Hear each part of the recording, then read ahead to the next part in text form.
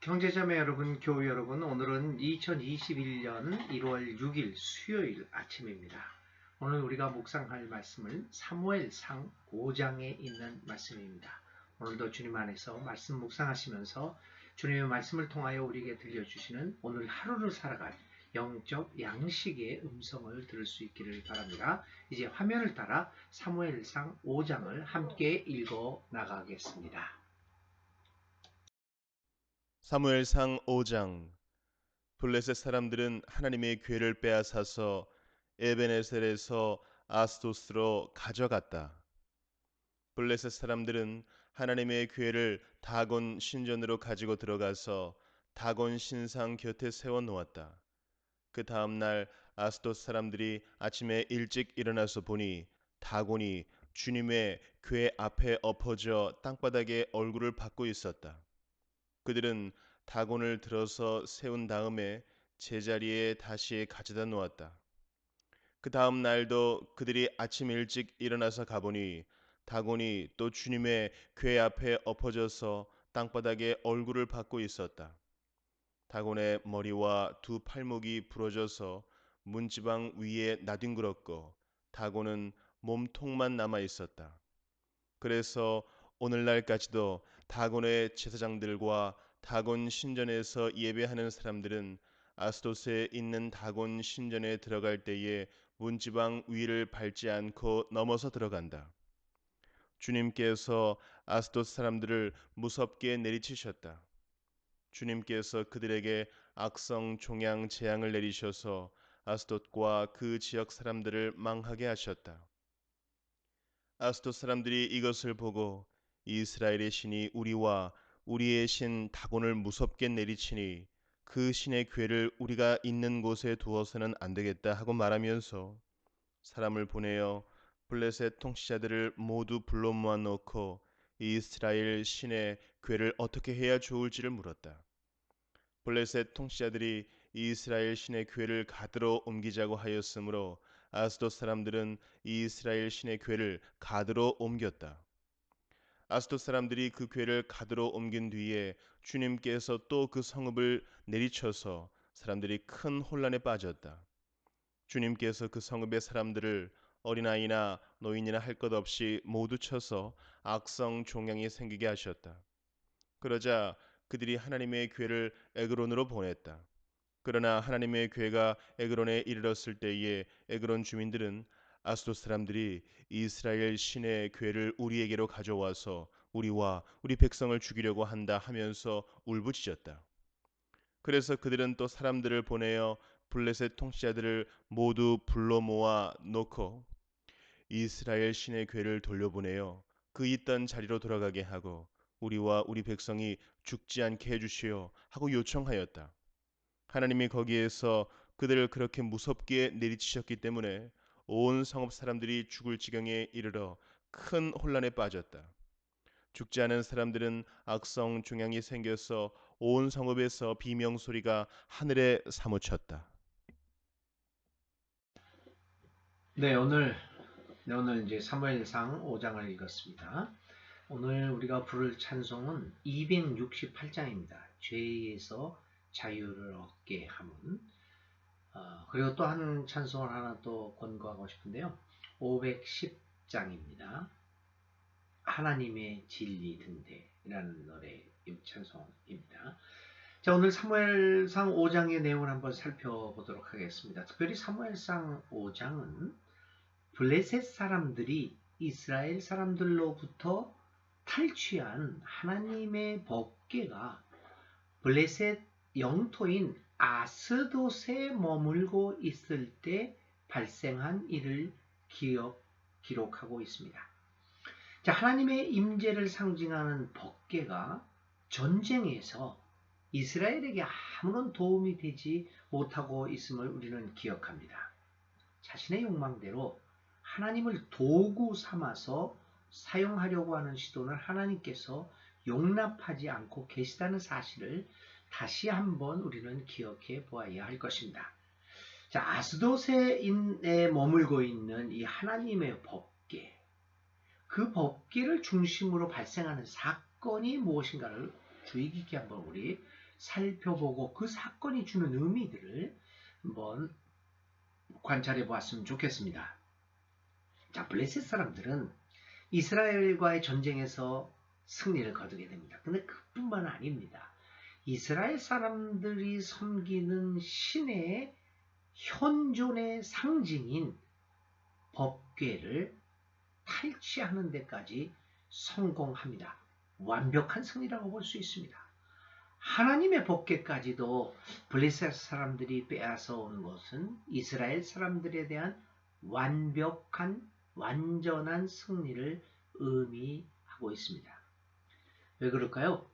그것은요, 고대 전쟁이 일명 신들의 전쟁이었습니다. 이 부족과 저 부족이 싸울 때 이 부족이 믿는 신과 저 부족이 믿는 신이 싸우는 겁니다.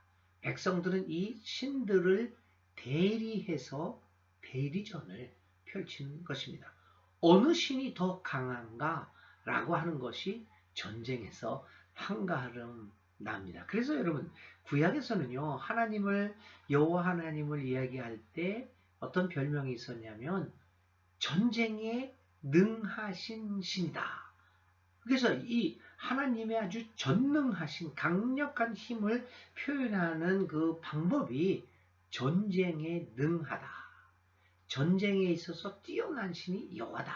이렇게 그 고대 사람들은 이제 표현을 했던 거죠.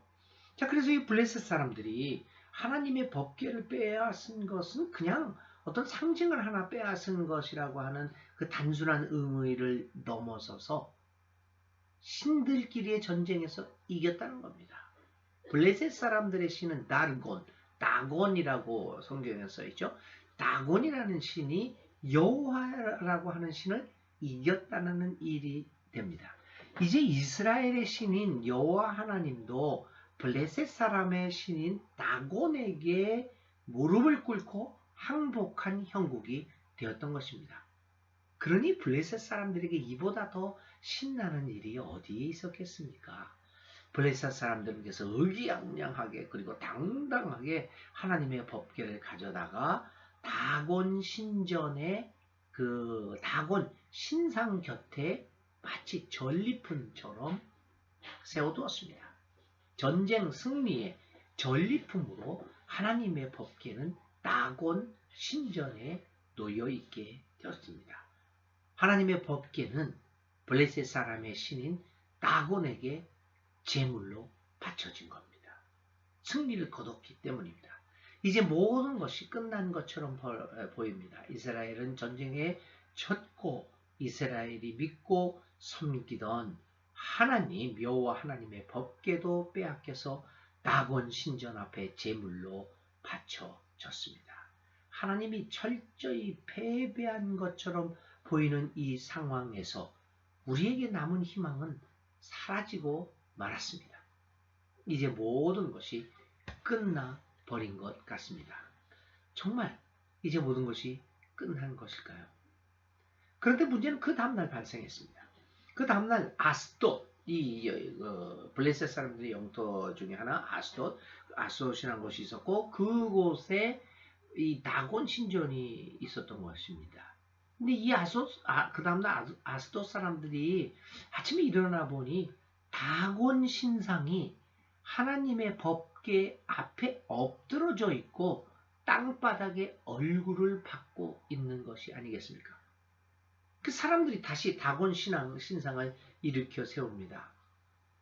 그 다음날 보면 어김없이 얼굴을 받고 쓰러져 있었습니다. 더욱이 그 다음날에는 다곤 신상의 머리와 팔목이 부러져 있고 몸뚱아리만 남아 있었습니다.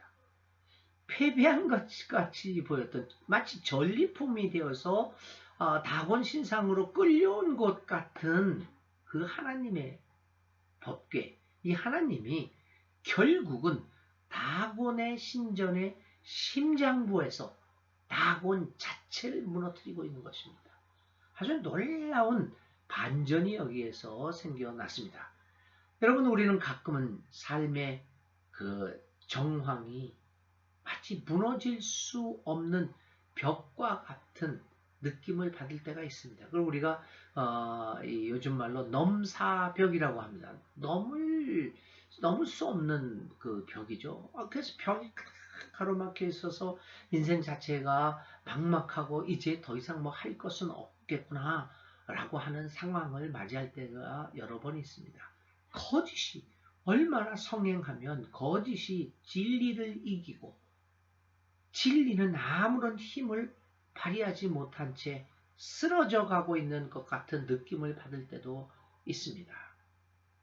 진리를 가지고 바르게 살려는 사람들이 실패하고 약삭 바르고 거짓과 불의를 자행하는데 재빠른 사람들이 오히려 우리 인생살이에서 나보다 훨씬 더 성공하고 또 그들이 힘을 얻고 있는 그 상황 속에서 우리는 희망을 잃고 절망하게 마련입니다. 그래서 대다수의 사람들이 정의와 진리를 외면하고 거짓을 쫓아가는 상황을 맞기도 합니다. 그래서 우리는 그런 상황에서 진리를 가지고 투쟁할 의미도 그리고 더 이상 진리를 위해 정직하게 하고 진실되게 살아야 할 이유의 명분을 상실하고 자포자기할 때도 있을 때가 한두 번이 아닙니다. 하나님의 법궤를 빼앗긴 것 같은 상황이 우리의 삶에서 많이 반복되기도 합니다. 그래서 우리는 그만 낭망하기 쉽습니다.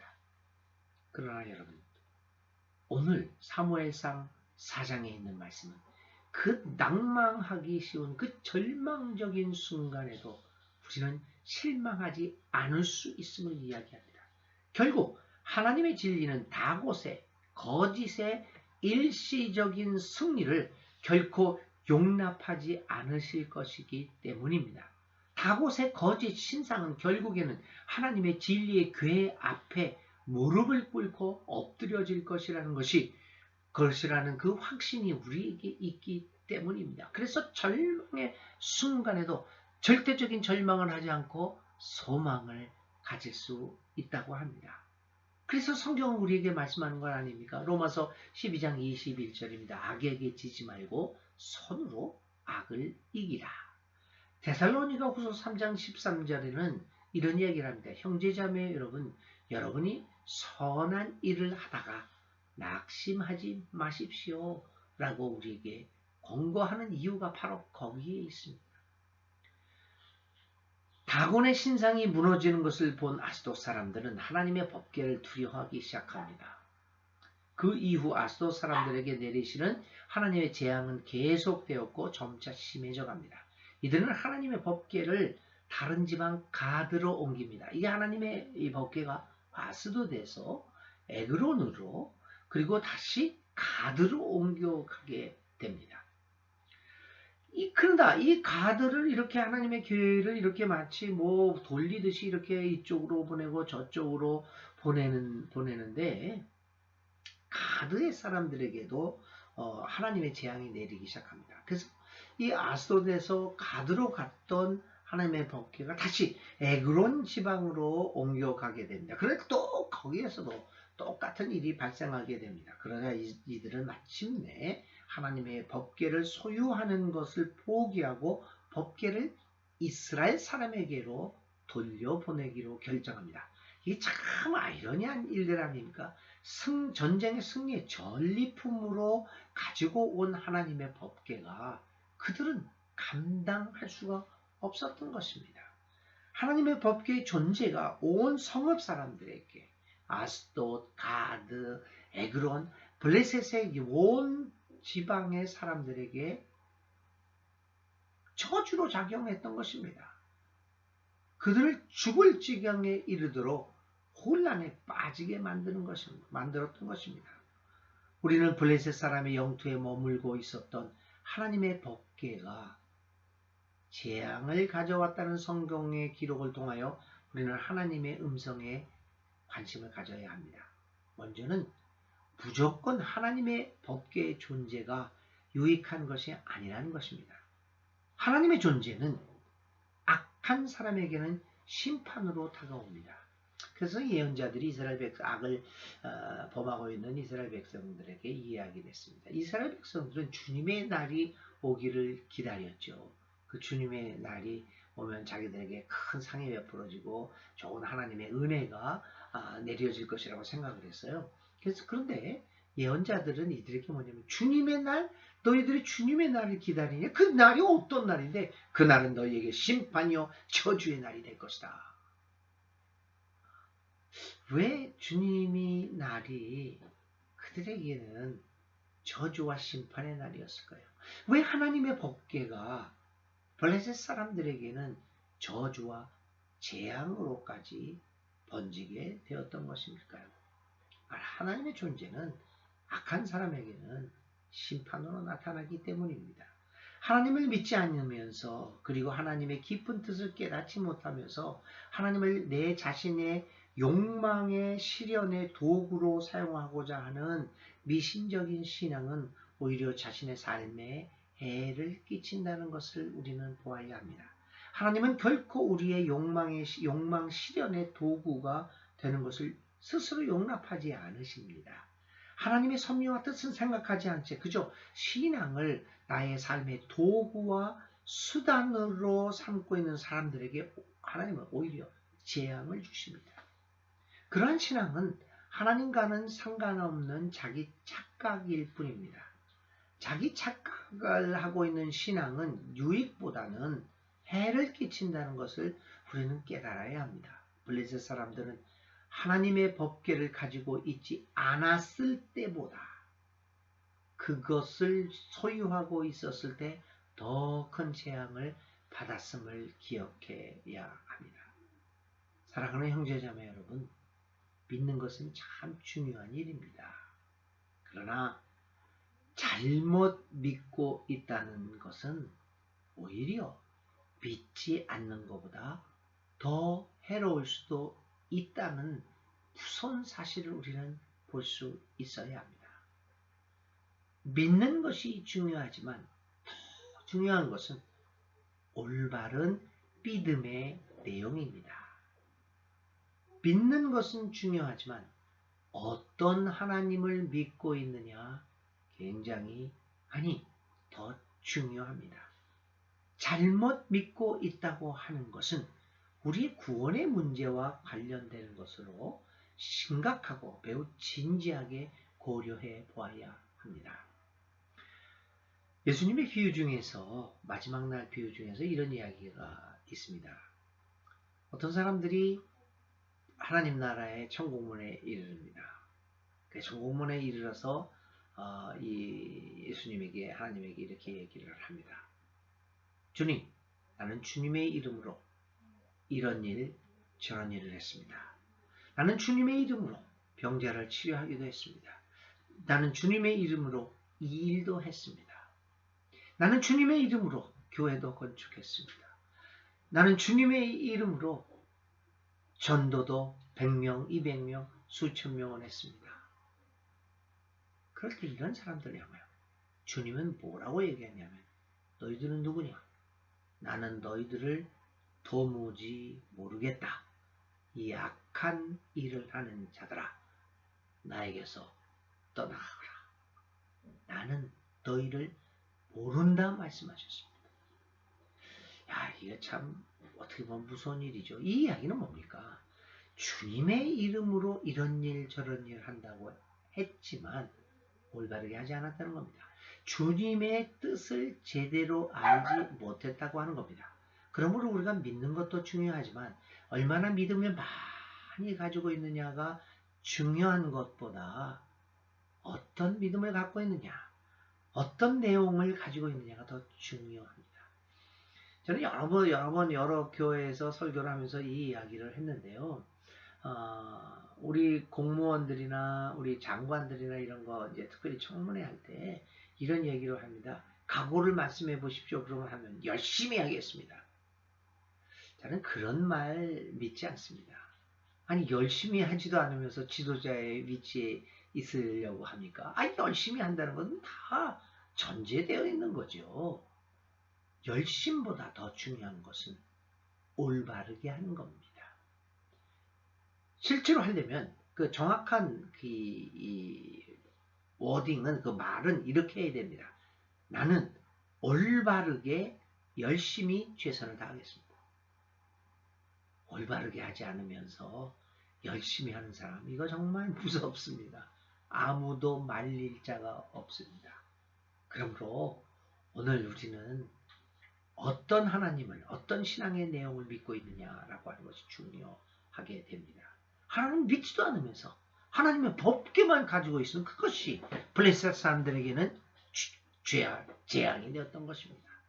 열심히 합니다. 많은 믿음을 소유합니다. 그러나 제대로 하나님의 뜻을 알지 못하는 그 믿음과 열심을 가지고 있으면 그 열심과 믿음이 오히려 나를 망치고 내 주위에 있는 공동체와 내 사회를 망칠 수 있다라고 하는 무서운 사실을 오늘 우리는 하나님의 법궤가 블레셋 사람들을 얼마나 괴롭히는 존재가 되었는가라고 하는 이 이야기를 통해서 깨닫게 됩니다. 두 번째로 진리는 거짓을 불편하게 만드는 것임을 보게 됩니다.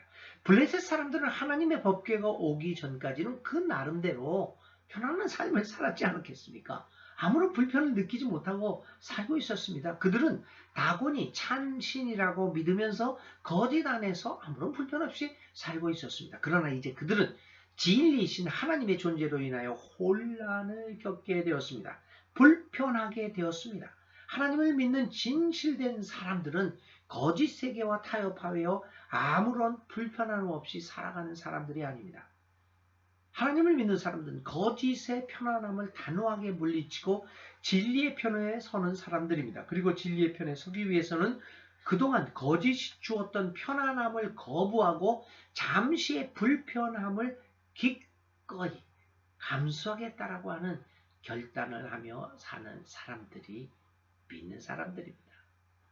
또 역으로 진실로 하나님을 믿고 진리의 길에서 살아가는 사람들의 존재는 거짓되게 살아가는 사람들의 삶을 불편하게 만들어야 합니다.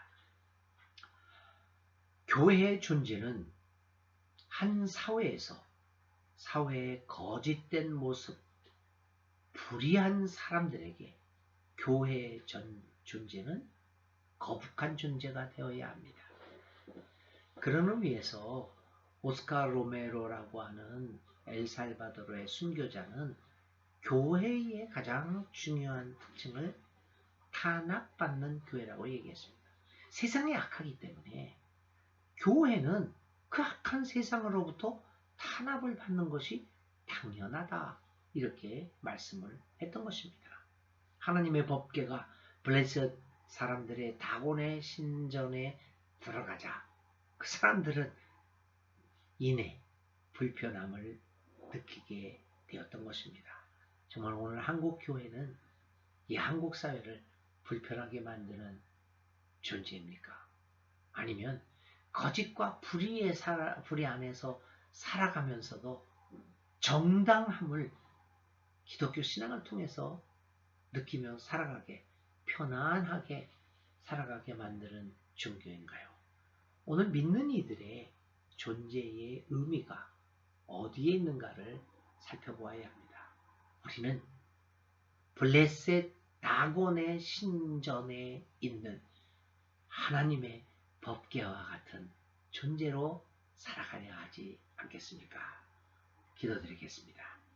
주님, 오늘 하나님의 법궤가 하나님을 경외하지 않는 무리들에게 둘러싸여 있는 광경을 목격했습니다. 그러나 주님의 능력은 온 우주보다 크셔서 그 어떤 것도 하나님 앞에서 굴복하지 않는 권세가 없음을 목격합니다.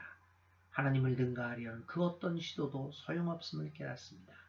단지 주님 앞에 무릎 꿇고 주님께 경배를 드릴 뿐입니다. 오늘도 우리와 함께 하시는 하나님께 영광을 돌립니다. 하나님은 우리의 욕망대로 우리가 마음대로 조종할 수 있는 분이 아니심을 깊이 깨닫고 언제나 겸손히 주님의 뜻을 구하는 삶을 살아가겠습니다. 우리를 불쌍히 여기시고 주님의 자비와 은총을 베풀어 주소서. 우리의 매일의 삶 속에서 우리의 뜻을 하나님께 관철시키려는 것이 아니라 오히려 우리를 향한 주님의 뜻이 무엇인지에 대하여 귀를 기울이는 우리들이 되겠습니다. 우리에게 주의 말씀을 들려주소서. 주의 뜻을 따르겠습니다. 예수님의 이름으로 기도를 드립니다. 아멘. 네, 오늘 우리가 생각할 말씀은 진리 앞에서 무너지는 거짓입니다. 세상을 불편케 하는 교회의 모습을 표현한 단어입니다. 진리 앞에서 무너지는 거짓. 이 말씀을 가지고 과연 우리가 이 세상을 불편케 하는 거짓과 불의의 세상을 향하여 불편함을 초래하는 존재인가? 아니면 적당히 타협하고 서로 편하게 살자고 이야기하는 존재인가? 한번 생각해 볼 수 있기를 바랍니다.